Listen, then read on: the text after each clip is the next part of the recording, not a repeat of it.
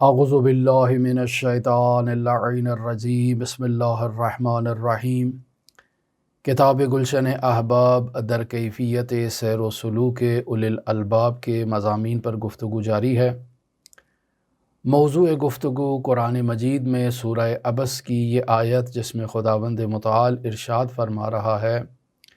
فَلْيَنْظُرِ الْإِنسَانُ إِلَىٰ طَعَامِهِ کہ انسان اپنی خوراک، اپنی غذا اور اپنے طعام پر توجہ دے۔ نہایت ہی اہم موضوع ہے اخلاقیات میں، سیر و سلوک میں، کہ انسان کو اپنی جسمانی غذا اور اپنی روحانی غذا کے بارے میں غور کرنا چاہیے۔ جسمانی غذا میں اور روحانی غذا میں انسان ایسی غذا کو استعمال کرے، ایسی خوراک کو استعمال کرے جو اس کے وجود میں اللہ کی محبت میں اضافہ کرے۔ وہ غذائیں جو انسان کی نفسانی خواہشات کو انسان کے دل میں زندہ کرتی ہیں، تحریک کرتی ہیں، ابھارتی ہیں، ایسی غذاؤں سے ایک سالک کو اجتناب کرنا چاہیے۔ سالک کو خیالی پلاؤ نہیں بنانے چاہیے۔ انواع و اقسام کے جو منصوبے ایک سالک بنا رہا ہوتا ہے یہ اس کے سفر سلوکی کے ساتھ منافات رکھتے ہیں، لہٰذا ایک سالک کو اپنے تمام تر معاملات اللہ کے سپرد کر دینا چاہیے۔ جس قدر اس کے لیے ممکن ہو وہ مراقبہ کرے، لیکن اصل خداوند متعال کی طرف توجہ ہے۔ خداوند متعال کی طرف ان معاملات کو سپرد کر دینا ہے۔ لہٰذا نہایت ہی دقیق بحث ہے، نہایت ہی اہم بحث ہے۔ سلوک اللہ میں اس بحث کا بہت اہم کردار ہے جس کی طرف ہم لوگ متوجہ نہیں ہیں۔ شریعت مقدسہ مطہرہ اسلامیہ میں جس چیز کو حرام قرار دیا گیا ہے ایک سالک اس کے نزدیک نہیں جاتا ہے۔ بطور خاص غذا، خوراک اور طعام کے معاملات، کھانے پینے کے معاملات، مشروبات، پینے کی چیزیں جنہیں اللہ نے حرام قرار دیا ہے، کوئی بھی مسلمان اس کا یہ وظیفہ ہے کہ وہ ان سے اجتناب کرے۔ اب سالک اس سے بڑھ کر ہے، اوپر والے درجے پر فائز ہے، لہٰذا وہ چیزیں جن میں حرام ہونے کا شبہ موجود ہے ان چیزوں سے وہ اجتناب کرتا ہے۔ وہ چیزیں جن کے حلال ہونے کا یقینی ابھی اس کے سامنے جو ہے وہ ثبوت نہیں آیا ہے یا دلائل نہیں ہیں، جن کے حلال ہونے کے بارے میں ابھی اس کو شبہ ہے، ان سے بھی وہ خود کو محفوظ رکھتا ہے۔ لیکن ایک سالک اس مرحلے پر کفایت نہیں کرتا بلکہ اس سے بھی اوپر رجوع کرتا ہے۔ فَلْيَنْظُرِ الْإِنسَانُ إِلَىٰ طَعَامِهِ کا سہارا لیتے ہوئے ہر وہ طعام، ہر وہ غذا کہ جو کسی غیر متقی انسان نے تیار کی ہو اس غذا سے اجتناب کرتا ہے۔ بطور خاص ایسی حالت میں وہ غذا تیار کی گئی ہے کہ جس حالت میں اس غذا میں معنوی آلودگی کا ہونا یقینی ہے۔ مثلاً اگر ایک مرد ہے تو حالت جنابت میں اگر وہ غذا تیار کر رہا ہے، کھانا تیار کر رہا ہے تو یہ کھانا آلودہ ہے۔ ایک سالک ایسی خوراک کو استعمال نہیں کرتا۔ یا اگر خاتون ہے اور حالت ناپاکی میں ہے اور اس حالت ناپاکی میں وہ کھانا تیار کر رہی ہے تو ایک سالک ایسی خوراک کو استعمال نہیں کرتا بلکہ اس مرحلے سے بھی سالک اوپر چلا جاتا ہے۔ اور مزید آگے بڑھ کر وہ افراد جو وضو کے بغیر کھانا تیار کرتے ہیں، سالک ایسے افراد کے کھانے کو ہاتھ نہیں لگاتا۔ یہ مراحل ہیں عزیزان محترم۔ ہر انسان مسلمان اس آخری مرحلے پر عمل کرنے کا پابند نہیں ہے۔ یہ خاص افراد ہیں کہ جو ایسی خاص ریاضتیں کرتے ہیں اور خاص ایسے مسائل پر عمل کرتے ہیں، دقت کرتے ہیں۔ اب سوال یہ پیدا ہوتا ہے کہ ان افراد کو کیسے معلوم ہو جاتا ہے کہ فلاں شخص جس نے یہ کھانا تیار کیا ہے وہ حالت جنابت میں تھا یا حالت ناپاکی میں تھا، یا وہ خاتون قلبی طور پر ایسی خوراک کو تیار کرنے پر رضامند نہیں تھی لیکن اس نے مجبوراً اس خوراک کو تیار کیا ہے اور سالک اللہ کو اس خوراک سے اجتناب کرنا ہے۔ کیسے معلوم ہوتا ہے؟ یہاں عزیزان محترم بحث وہیں توکل کی آ جاتی ہے کہ سالک سلوک اللہ کے معاملات میں اپنے معاملات کو اللہ کے سپرد کرتا ہے، اللہ پر توکل کرتا ہے، خود خداوند متعال امر سلوک میں اس سالک کی مدد کرتا ہے۔ جیسے کل کی گفتگو میں اور درس میں بیان ہوا کہ کھانا تیار ہوا، مرحوم علامہ حسینی طہرانی کے سامنے پیش کیا گیا، انہوں نے اٹھا کر کیاری میں پھینک دیا۔ پوچھا ایسا کیوں ہے؟ کہا مجھے اس کھانے کے اندر زہر کے سوا کچھ دکھائی نہیں دیا، یعنی وہ اس کی ناپاکی کو مشاہدہ کر رہے تھے اپنی باطنی آنکھوں سے۔ یہ کھانا ناپاک ہے، یہ کھانا زہر آلود ہے، میں اس کو نہیں کھا سکتا ہوں۔ اب جب تحقیق کی تو معلوم ہوا خاتون خانہ نے بے رغبتی سے، بے میلی سے اس کھانے کو تیار کیا۔ وہ کھانا تیار نہیں کرنا چاہتی تھی، لیکن چونکہ گھر کے سربراہ نے کسی کو دعوت دے دی تھی تو اس نے نہ چاہتے ہوئے کھانا تیار کیا۔ اب ایک سالک اللہ کو ایسا کھانا زہر آلود دکھائی دے رہا ہے اور اللہ اس کی مدد کرتا ہے اور وہ ایسے کھانے سے اجتناب کرتا ہے۔ لہٰذا یہ راستہ بہت دقیق ہے۔ بعض لوگ جب ایسی باتیں سنتے ہیں تو مذاق اڑاتے ہیں، ٹھٹھے کرتے ہیں، ہنستے ہیں کہ یہ کیسی جو ہے وہ ریاضتیں ہیں، یہ کیسا سفر طے کر رہے ہیں، دین میں تو ایسی کوئی سختیاں بیان نہیں کی گئی ہیں۔ یہ بالکل درست ہے کہ دین میں کوئی ایسی سختی نہیں ہے۔ جو حلال محمد صلی اللہ علیہ وآلہ وسلم ہے انسان اس کو استعمال کر سکتا ہے، جو محرمات الہی ہیں انسان اس سے اجتناب کرے، یہ اس کا وظیفہ ہے۔ لیکن یہ فقہ اصغر میں ابتدائی سٹیج ہے ایسے انسان کے لیے جو مسلمان ہوا ہے، لیکن مؤمن اس سے بلندتر ہے، مؤمن اس سے بالاتر ہے۔ لہٰذا حضرت سید الاوصیاء امیر المؤمنین علی ابن ابی طالب نے ایسے افراد کو جو نفسانی خواہشات کے پیروکار ہیں، ایسے افراد کو حمار طاعونہ سے تشبیہ دی ہے، یعنی ایسا گدھا کہ جس کی آنکھوں پر پٹی باندھ دی گئی ہے اور اس کو چکی کے گرد جو ہے وہ ہانک دیا گیا ہے، کولو کے بیل کی طرح وہ گدھا گھومتا جا رہا ہے، جیسے وہ کولو کا بیل جو ہے وہ گھومتا رہتا ہے اس چکی کے ارد گرد۔ بس ایسا انسان فہم و فراست کے بغیر اگر اللہ کی عبادت کرتا ہے تو حمار طاعونہ کا جو ہے وہ مصداق ہے حضرت سید الاوصیاء امیر المؤمنین علی ابن ابی طالب کی لسان مبارک میں۔ لہٰذا مرحوم علامہ حسینی طہرانی رحمۃ اللہ علیہ ایک مثال دیا کرتے تھے کہ یہ انسان جو خواہشات نفسانی کا پیروکار ہے، درواقع قدیم زمانے میں علامہ طہرانی نے جو مثال دی ہے وہ یہ ہے کہ پلاسٹک کا ایک غبارے کا ایک ہاتھی بنا دیا جائے، اس میں ہوا بھر دی جائے، گیس بھر دی جائے اور پھر اس کو رسی کے ذریعے سے چھوڑ دیا جائے تو وہ آسمانوں میں پرواز کرتا ہے، اڑتا ہے، لیکن دیکھنے میں ایک ہاتھی دکھائی دیتا ہے۔ جو کوئی بھی اسے آسمان پر دیکھے گا کہے گا وہ دیکھو ہاتھی اڑ رہا ہے، وہ دیکھو ہاتھی اڑ رہا ہے، لیکن وہ حقیقت میں ہاتھی نہیں ہوتا ہے، بلکہ وہ ایک پلاسٹک کا غبارہ ہے جس میں ہوا بھری گئی ہے، جس میں گیس بھری گئی ہے اور وہ اس ہوا اور اس گیس کے ذریعے سے اڑ رہا ہے۔ حقیقت میں ہاتھی بہت وزنی ہوتا ہے، وہ ہوا میں اڑ نہیں سکتا ہے۔ اب ایک معمولی سی سوئی کے ذریعے سے اگر آپ اس غبارے میں سوراخ کر دیں تو اس کی تمام وہ گیس آہستہ آہستہ نکلتی جائے گی اور وہ ہاتھی آسمان سے جو پرواز کر رہا تھا، جو اڑ رہا تھا، وہ آہستہ آہستہ نیچے آتا جائے گا اور زمین بوس ہو جائے گا۔ لہٰذا جس طرح ہم عالم توہم کا شکار ہوتے ہیں اور ہوا میں اڑنے والے اس گیس کے غبارے کو جو ہاتھی دکھائی دیتا ہے، ہاتھی تصور کرتے ہیں، جبکہ وہ ہاتھی نہیں ہوتا، وہ ایک غبارے پر مشتمل ایک جو ہے وہ غبارہ ہوتا ہے جو ہوا میں اڑ رہا ہے۔ اسی طرح انسان کے وجود میں اگر ہوائے نفس کی ہوا بھر دی جائے تو یہ ہوا بھی انسان کو پھلا دیتی ہے۔ ایک چھوٹی سی جو انسان نیکی کرتا ہے تو اس نیکی کو اپنے وجود میں بہت بڑا تصور کرتا ہے، درواقع غرور میں مبتلا ہو جاتا ہے۔ وہ سمجھتا ہے کہ پتہ نہیں اس نے کون سا تیر مار لیا ہے، پتہ نہیں کون سی اس نے عبادت کر لی ہے، کون سا اس نے کار خیر کیا ہے، اور اپنے اوپر بڑا وہ جو ہے وہ اس کی گردن میں سریا آ جاتا ہے۔ وہ سمجھتا ہے کہ اس سے بڑا کوئی عابد نہیں ہے۔ یہ درواقع تمام نفسانی خواہشات کا نتیجہ ہے، یہ درواقع ہوائے نفس ہے۔ عین اسی ہاتھی کی طرح، جس طرح اس ہاتھی میں ہوا بھر دی جاتی ہے اور یہ آسمان کی طرف اڑنا شروع کر دیتا ہے، عین اسی طرح سے انسان کے وجود میں اگر یہ ہوا بھر دی جائے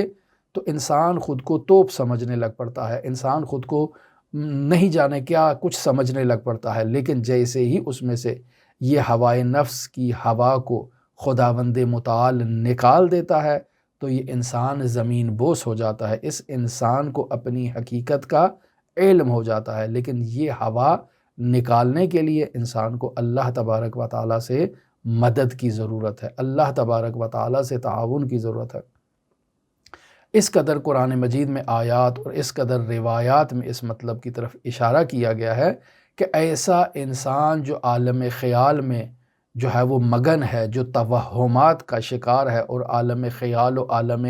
توہم میں غوطہ زن ہے، ایسے انسان میں ایک سوئی مارنے کی دیر ہے تاکہ اس کے یہ توہمات اس کے وجود سے نکل جائیں۔ خلق الانسان ضعیفا، انسان بہت کمزور ہے، یہ جنسی خواہشات، شہوانی خواہشات کے سامنے انسان بہت جلد پگھل جاتا ہے اور انسان کے وجود میں ایسی چیزیں ایجاد ہو جاتی ہیں کہ انسان کو یہی شہوات انسان کو جو ہے وہ جہنم کی طرف دھکیل دیتی ہیں، اور انسان خود کو بہت ہی کوئی ترخم خان سمجھنا شروع کر دیتا ہے، بہت ہی خود کو جو ہے وہ ایک بڑا انسان سمجھنا شروع کر دیتا ہے، جبکہ یہ جو ہے وہ خواہشات نفسانی ہیں کہ انسان چھوٹی سی عبادت کرتا ہے اور خود کو نہیں جانے کیا سمجھنا شروع کر دیتا ہے، جبکہ حقیقت اس سے خالی ہے۔ لہٰذا ایسے میں جب انسان خداوند متعال کی طرف متوجہ ہوتا ہے اور اپنے وجود میں موجود اس ہوا کی طرف متوجہ ہوتا ہے جو اسے جو ہے وہ اسفل السافلین کی طرف دھکیل رہی ہے، پستیوں کی طرف دھکیل رہی ہے، یہ ہوا در حقیقت میں کچھ نہیں ہے، ایک خیالی چیز ہے، ایک توہم ہے، ایک خواب ہے، ایک سراب ہے، واقعیت پر مشتمل نہیں ہے۔ تو خداوند متعال سورہ نبا کی آیت نمبر 40 میں ایسے انسان کا یہ قول نقل کرتا ہے کہ جب اسے پچھتاوا ہوتا ہے، اپنی حقیقت کی طرف متوجہ ہوتا ہے تو کہتا ہے یا لیتنی کنت ترابا، کاش میں مٹی ہوتا، کاش یہ انسان نہ ہوتا بلکہ مٹی کا ایک ڈھیر ہوتا،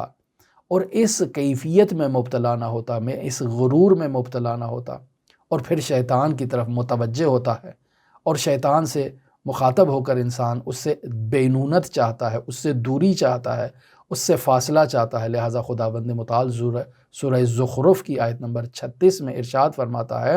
کہ ایسا انسان کہتا ہے یا لیت، ای کاش، بینی و بینک بعد المشرقین، کاش میرے اور تیرے درمیان مشرقوں کا فاصلہ ہوتا، بہت بعد بعید ہوتا، بہت فاصلہ ایجاد ہوتا۔ فبئس القرین، تو بہت ہی برا ساتھی ہے، تو نے مجھے کہاں ہلاکت میں، بدبختی میں مبتلا کر دیا ہے۔ یعنی انسان ایسی آرزو کرے گا کہ کاش اس کے اور اس کے عمل کے درمیان جسے اس نے انجام دیا ہے ایک فاصلہ ایجاد ہو جائے۔ یہ وہ عمل ہے جس پر انسان پہلے غرور کرتا تھا، اب انسان اس عمل کو دیکھ کر جو ہے وہ افسردہ ہو رہا ہے، پچھتا رہا ہے۔ لہٰذا خداوند متعال سورہ آل عمران کی آیت نمبر 30 میں ایک یہ فقرہ ارشاد فرما رہا ہے تودوا لو ان بینہا و بینہ امدا بعیدا، یعنی یہ لوگ اس دن قیامت کے دن تمنا کریں گے، آرزو کریں گے کہ کاش یہ دن ان سے بہت دور چلا جائے، امدا بعیدا، ان کے اور اس کے درمیان بہت فاصلہ ایجاد ہو جائے۔ بس یہ نفس جو انسان کے اس قدر قریب ہے، الٹے کام انسان سے کرواتا ہے، انسان نے درواقع اس نفس کی پیروی کرتے کرتے اپنی آنکھوں پر گویا کہ پٹی باندھ لی ہے، اور انسان اس نفس کی کارستانیوں کی طرف متوجہ ہی نہیں ہوتا ہے، توجہ ہی نہیں کرتا ہے کہ یہ نفس اسے ہلاکتوں کی طرف کھینچ کے لے جا رہا ہے۔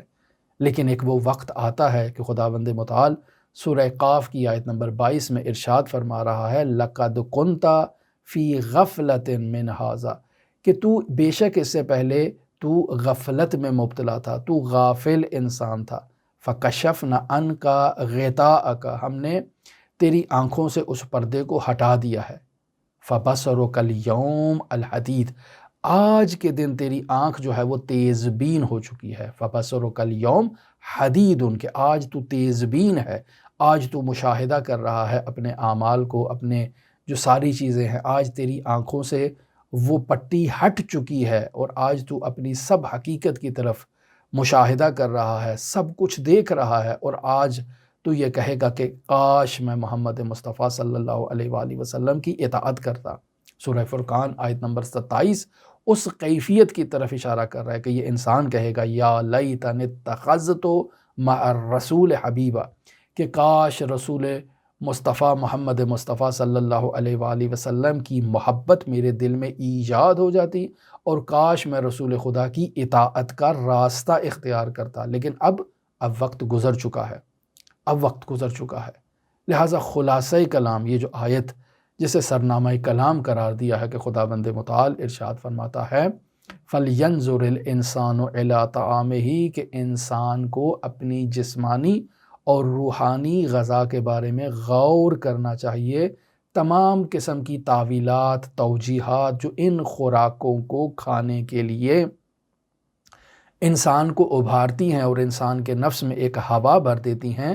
انسان ان تعویلات اور ان توجیحات سے کنارہ کشی اختیار کرے اور مشکوک غذا کو استعمال کرنے سے اجتناب کرے۔ کیوں؟ چونکہ ان خوراکوں کا انسان کے نفس پر گہرا اثر ہوتا ہے، اور جو افراد اللہ کی طرف سفر کر رہے ہیں، سالک الی اللہ ہیں، وہ صرف حلال و حرام پر اکتفا نہیں کرتے ہیں، بلکہ وہ ان دوسری چیزوں کو بھی مشاہدہ کرتے ہیں، یعنی مشکوک الحرمہ اور مشکوک الحلیہ سے بھی وہ اجتناب کرتے ہیں۔ پھر اس سے بالاتر اور مزید آگے کر قدم بڑھاتے ہیں کہ وہ افراد کے جو متقی نہیں ہیں، ایسے افراد کے وہ دسترخوان پر نہیں جاتے ہیں، بلکہ صرف اور صرف ابرار کا تیار کردہ طعام کھاتے ہیں، یعنی وہ فرد جو باوضو ہو کر کھانا تیار کرتا ہے، جو پاکیزگی کی حالت میں تیار کرتا ہے، جو ذکر کی حالت میں کھانے کو تیار کرتا ہے، صرف ایسے افراد کے طعام سے وہ کھانا کھاتے ہیں، اور فساق اور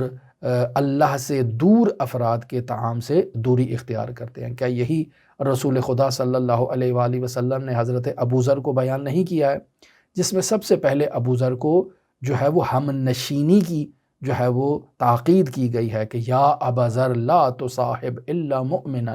اے ابوذر مؤمن کے علاوہ کسی اور کے ساتھ دوستی نہ کرو، نشست و برخاست نہ کرو، ولا یأکل طعامک الا تقی، اور تمہارے دسترخوان سے متقی فرد کے علاوہ اور کوئی شخص طعام نہ کھائے۔ کیوں؟ چونکہ یہ طعام اہل تقوی کے لیے ہے، اہل پرہیزگاری کے لیے ہے، مؤمنین کے لیے ہے۔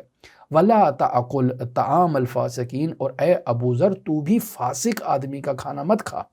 اب یہاں آئیں رسول خدا صلی اللہ علیہ وآلہ وسلم کی بارگاہ میں اور آ کر کہیں یا رسول اللہ یہ کھانا تو حلال ہے،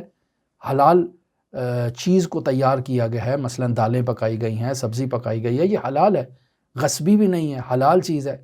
لیکن ایک بے تقوی انسان نے تیار کیا ہے، ایک ایسے انسان نے تیار کیا ہے کہ جو اللہ کی راہ پر گامزن نہیں ہے، جو اللہ کی طرف سفر نہیں کر رہا ہے، ایک ایسے افراد نے جو مجنب ہے اس نے تیار کیا ہے۔ کیا مجنب انسان کا کھانا جو پاکیزہ ہے، یعنی اس نے جنوب کی حالت میں ہے لیکن اس نے ہاتھ تو دھوئے ہوئے ہیں، کیا اس کھانے کو کھانا شرعی طور پر ناجائز ہے؟ نہیں، فقہا کہیں گے کہ کھا سکتے ہیں، کوئی اس میں حرج نہیں ہے۔ یا وہ خاتون جو حالت ناپاکی میں ہے، حیض کی حالت میں ہے، کھانا تیار کرتی ہے، فقہا کے پاس جائیں اور سوال کریں گے کہ یا فقیہ ہمیں یہ بتائیے کہ ہم یہ کھانا کھا سکتے ہیں، یہ کھانا کھانا جائز ہے یا جائز نہیں ہے؟ تو فقیہ کہے گا کہ فقہی اعتبار سے آپ اس کھانے کو کھا سکتے ہیں، یہ جائز ہے۔ لیکن یہاں رسول خدا اس سے بڑھ کر بیان کر رہے ہیں کہ لا یأکل طعامک الا تقی،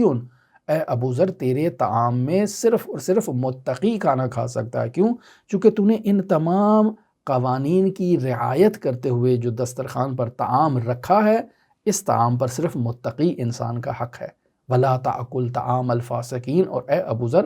اگر تو اپنے نفس کو محفوظ رکھنا چاہتا ہے، تو اگر معراج کرنا چاہتا ہے، اللہ کی ملاقات تک پہنچنا چاہتا ہے، تو ہرگز ہرگز اے ابوذر فاسق انسان کے کھانے کو تو لب نہ لگا، اس کو ہاتھ نہ لگا، اس کو اپنے حلق کے نیچے مت اتار۔ فقہی اعتبار سے جا کر پوچھیں کہ کیا فاسق کے بنائے ہوئے کھانے کو انسان کھا سکتا ہے؟ تو فقہا کہیں گے کہ جی ہاں کھا سکتا ہے، لیکن رسول خدا منع فرما رہے ہیں۔ پس معلوم ہوا کہ یہ مرتبہ اس فقہ اصغر سے بلند اور فقہ اکبر میں جا کر داخل ہے۔ کیوں؟ چونکہ اس طعام کا انسان کی روح پر اثر ہوتا ہے۔ بس اوقات انسان ایسا طعام کھا لیتا ہے اور تہجد سے محروم ہو جاتا ہے، سعادت تہجد سے فیضیاب نہیں ہوتا۔ یا لا تصاحب الا مؤمنا، تو مؤمن کے علاوہ کسی اور کے ساتھ ہم نشینی اختیار نہ کر۔ انسان غیر مؤمن کے ساتھ اٹھتا ہے، بیٹھتا ہے، کھاتا ہے، پیتا ہے اور تہجد کی سعادت سے محروم ہو جاتا ہے، اس سے تہجد چھوٹ جاتی ہے، اس کو وجہ معلوم نہیں ہوتی ہے کہ کیا وجہ ہے مجھ سے تہجد چھوٹ گئی ہے۔ مراقبہ کرتا ہے، اپنے تمام اعمال کا جائزہ لیتا ہے، دن بھر اس نے کیا کام کیا ہے، اس کو کوئی گناہ اپنے نامہ اعمال میں دکھائی نہیں دیتا ہے، بالکل صاف ہے، بالکل درست ہے، لیکن چونکہ اس نے غیر مؤمن کے ساتھ مصاحبت اختیار کی ہے، تہجد سے محروم ہو گیا ہے۔ چونکہ یہ حرام نہیں تھا، اس کی طرف وہ متوجہ ہی نہیں ہوا، یا اس نے غیر مؤمن کے طعام سے استفادہ کیا ہے، متوجہ نہیں تھا اس چیز کی طرف، لہٰذا اس کے مراقبے میں یہ چیز نہیں آئی ہے۔ چونکہ مراقبے میں انسان صرف جو ہے وہ حلال و حرام کو، واجبات و محرمات کا مراقبہ کرتا ہے، لیکن ایک سالک، ایک عارف، اس سے بلند اس کے مراقبے کی کیفیت ہوتی ہے۔ لہٰذا یہ جو رسول خدا نے فرمایا لا تصاحب الا مؤمنا، اے ابو ذر تو مؤمن کے علاوہ کسی اور کی ہم نشینی اور صحبت اختیار نہ کر، کیونکہ فاسق کے ساتھ ایک ادنا سی ملاقات کا انسان کے وجود پر ایسا اثر ہوتا ہے کہ انسان سے عبادت اور اطاعت کی روح کو انسان سے چھین لیتا ہے، اور انسان اس کی طرف متوجہ ہی نہیں ہے۔ یہ اللہ کا بندہ ہے اور اس قدر مراقبے میں زحمت کرتا ہے، لیکن تہجد سے محروم ہو جاتا ہے، اس کو وجہ معلوم نہیں ہوتی ہے۔ یہاں آیت اللہ تہرانی ایک بہت ہی خوبصورت مثال کو لے کر آ رہے ہیں۔ مرحوم آیت اللہ سید جمال الدین گل پیغانی ایک عظیم فقیہ نجف اشرف کے گزرے ہیں، ایک عظیم عارف گزرے ہیں۔ مرحوم آیت اللہ علی قاضی طباطبائی رحمۃ اللہ علیہ کے شاگردوں سے ان کا تعلق ہے۔ اس واقعے کو کتاب نور مجرد جلد نمبر 1 ہے، صفحہ نمبر 647 اور 648 پر اس واقعے کو مرحوم آیت اللہ جمال الدین گل پیغانی سے آیت اللہ حسینیہ طاہرانی نقل کرتے ہیں۔ چونکہ آیت اللہ حسینیہ طاہرانی جب نجف اشرف عراق تشریف لے گئے تھے تو ان کا مرحوم جمال الدین گل پیغانی سے کافی گہرا رابطہ تھا۔ بیان کرتے ہیں کہ ایک دن مرحوم جمال الدین گل پیغانی کو مشاہدہ کیا گیا کہ وہ قبرستان وادی السلام میں ارواح مؤمنین کے لیے فاتحہ خوانی کے لیے قبرستان میں جا رہے ہیں۔ تو ایک ساتھی، ایک شخص جو جمال الدین گل پیغانی کو جانتا تھا، وہ نہایت ہی دبے پیروں میں آہستہ آہستہ جمال الدین گل پیغانی کے پیچھے چلنا شروع کر دیتا ہے تاکہ وہ متوجہ نہ ہوں اور وہ بھی ان کے ساتھ جو ہے وہ پیچھے پیچھے جائے، دیکھے کہ وہ کیا کرتے ہیں۔ تو یہ بیان کرتا ہے کہ جیسے ہی مرحوم جمال الدین گل پیغانی قبرستان وادی السلام میں داخل ہوتے ہیں تو ایک نہایت ہی ملائم نفخہ، ایک نہایت ہی ملائم ہوا جو ہے وہ وہاں سے اٹھنا شروع ہوئی ہے ان کے وجود سے، اور اس میں نہایت ہی خوبصورت مہک ہے اور شدت کی گرمی جو نجف اشرف میں موجود ہے، لیکن جمال الدین گل پیغانی کے اطراف کا جو ماحول ہے وہ ایسا کہ گل و گلزار جنت کا ماحول ہے، وہاں کسی قسم کی گرمی موجود نہیں ہے۔ تو یہ شخص کہتا ہے کہ میں اس نفخہ الہیہ یا رحمانیہ سے فیضیاب ہو رہا ہوں اور جمال الدین گل پیغانی کے پیچھے چلتا جا رہا ہوں۔ میں دیکھ رہا ہوں کہ وہ قبروں کے درمیان جو فاصلہ موجود ہے، اس کے درمیان سے گزرتے گزرتے قبرستان میں موجود جو قبریں ہیں ان پر فاتحہ خوانی کرتے ہیں، اور اس کے بعد آہستہ آہستہ عبور کرتے ہوئے قبرستان سے باہر تشریف لے جاتے ہیں۔ یہ شخص کہتا ہے کہ میں اسی طرح سے ان کے پیچھے پیچھے چلتا جا رہا ہوں۔ جیسے ہی مرحوم جمال الدین گل پیغانی قبرستان سے باہر تشریف لاتے ہیں تو علماء نجف میں سے راستے میں انہیں ایک شخصیت مل جاتی ہے اور وہ ان کا راستہ روکتی ہے۔ مرحوم جمال الدین گل پیغانی کھڑے ہوتے ہیں، سلام کا جواب لیتے ہیں، اور وہ شخص گفتگو ابھی آغاز ہی کرتا ہے تو یہ شخص کہتا ہے کہ میں دیکھتا ہوں کہ جیسے جمال الدین گل پیغانی رکے ہیں، وہ نفحہ رحمانیہ جو ہے وہ وہاں سے ختم ہو گیا ہے۔ وہ ملائم نسیم ہوا جو آ رہی تھی جس میں مہک بھی موجود تھی وہ ختم ہو چکی ہے۔ اب نجف اشرف کی گرمی کی شدت نے جو ہے وہ ہمیں جو ہے وہ جلانا شروع کر دیا ہے۔ میں محسوس کر رہا ہوں کہ اب وہ نفحہ موجود نہیں ہے۔ وہ شخص گفتگو کر کے جیسے ہی جاتا ہے تو جمال الدین گل پیغانی پیچھے میری طرف منہ کرتے ہیں، متوجہ ہوتے ہیں، مجھے کہتے ہیں کہ دیکھا اس معمولی سی ملاقات کا کتنا گہرا اثر انسان کے وجود پر پڑا ہے کہ وہ نفحہ الہیہ جو وادی السلام میں جاتے وقت ہمارے اطراف میں موجود تھا، وہ نفحہ الہیہ اب اس شخص کے آنے کی وجہ سے منقطع ہو گیا ہے۔ لہٰذا انسان اس چیز کی طرف متوجہ ہی نہیں ہے کہ اگر جمال الدین گل پیگانی جیسی شخصیات کے لیے اتنی سی معمولی سی ملاقات جو ہے،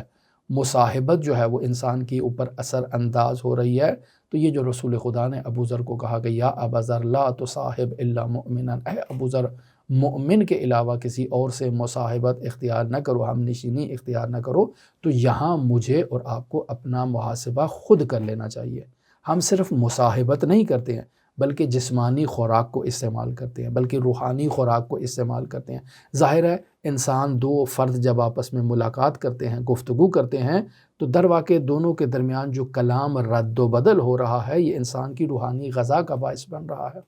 اب انسان مراقبہ کرتا جائے، دیکھے کہ میرے نامہ اعمال میں کوئی حرام کوئی گناہ موجود ہے، تو کہے گا کوئی گناہ موجود نہیں ہے۔ پھر یہ کیا وجہ ہے کہ میں نماز تہجد کی سعادت سے محروم ہوں؟ کیا وجہ ہے ذکر و فکر میں دل نہیں لگتا؟ کیا وجہ ہے کہ میں اللہ سے ملاقات کے لیے اس قدر زحمت بھی کرتا ہوں لیکن اللہ کی طرف نہیں بڑھ رہا ہوں اور کامیابی نصیب نہیں ہو رہی ہے؟ در واقع انسان کے اطراف میں ایسی ہی چیزیں موجود ہیں۔ انسان متقی کے دسترخوان پر نہیں جاتا، فاسق کے دسترخوان سے تناول کر لیتا ہے، یا اپنے دسترخوان پر کسی غیر متقی انسان کو بلا لیتا ہے، یا انسان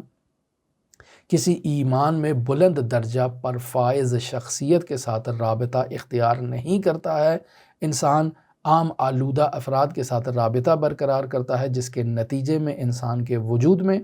ایک ایسی جو نفسانی خواہشات ہیں وہ ایجاد ہوتی ہیں، جس کے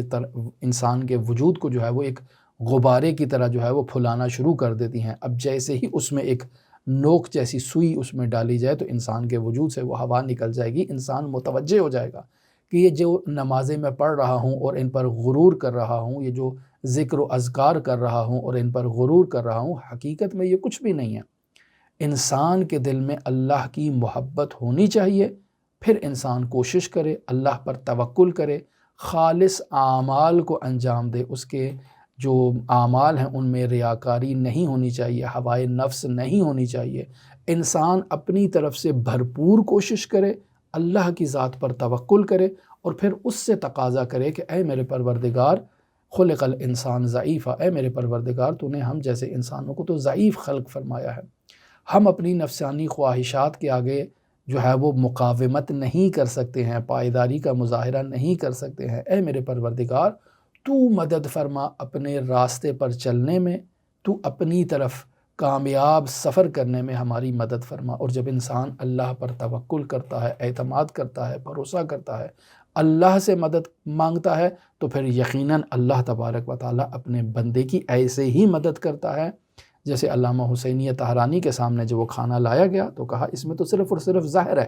یہ کھانا نہیں ہے، لہٰذا اس کو اٹھا کر پھینک دیا۔ لہٰذا ایسے اللہ مدد کرتا ہے کہ انسان اس انداز میں اللہ کی طرف سفر کرے کہ اس کا وجود، اس کی روح آلودہ نہ ہو، وہ پاکیزہ ہو کر اللہ کی بارگاہ میں شرف یاب ہو۔ لہٰذا دعا گو ہیں کہ خداوند متعال سب سے پہلے مرحلے میں ہمیں ان باتوں کو سمجھنے کی توفیق دے، چونکہ سمجھنا یہ پہلا مرحلہ ہے۔ اکثر لوگ اس سمجھنے کے مرحلے سے غافل ہو جاتے ہیں اور کہتے ہیں کہ یہ باتیں ساری ڈھکوسلی ہیں، یہ باتیں نادرست ہیں، یہ باتیں ضروری نہیں ہیں، مفید نہیں ہیں، یہ جو ہے وہ صوفیت ہے، یا اس قسم کے شیطانی جو چالیں ہیں وہ انسان کے ذہنوں میں بعض شیاطین ڈال دیتے ہیں اور انسان ایسی نورانی باتوں کو سمجھ نہیں پاتا ہے۔ اب جب سمجھ نہیں پائے گا تو یقینی بات ہے کہ ان کی طرف متوجہ نہیں ہوگا اور آگے قدم نہیں بڑھائے گا۔ لہٰذا دعا گو ہے کہ خداوند متعال پہلے مرحلے میں ہمیں ان نورانی باتوں کو سمجھنے کی توفیق عطا فرمائے، دوسرے مرحلے میں خداوند متعال ہمیں ان پر عمل پیرا ہونے کی توفیق عطا فرمائے، اور تیسرے مرحلے میں خود خداوند متعال ہماری مدد فرمائے، چونکہ اگر ہم اپنی قوت بازو اور اپنے زور بازو پر ان پر عمل کرنا چاہیں تو ہم ضعیف ہیں، ہم کمزور ہیں، ہم عمل نہیں کر سکتے ہیں۔ لہٰذا اے میرے پروردگار تو ہی مدد فرما، تو ہی جو ہے وہ ہمیں قوت عطا فرما، قوت بازو عطا فرما، ہمت عطا فرما کہ ہم ان نورانی معارف پر عمل پیرا ہو سکے۔ دعا گو ہے خداوند متعال منجی عالم بشریت حضرت صاحب العصر صاحب الزمان کے ظہور میں تعجیل فرمائے اور ہمیں حضرت کے اصحاب و اعوان و انصار کی فہرست میں شمار فرمائے۔ اللہم صلی علی محمد و آل محمد وعجل فرج قائم آل محمد۔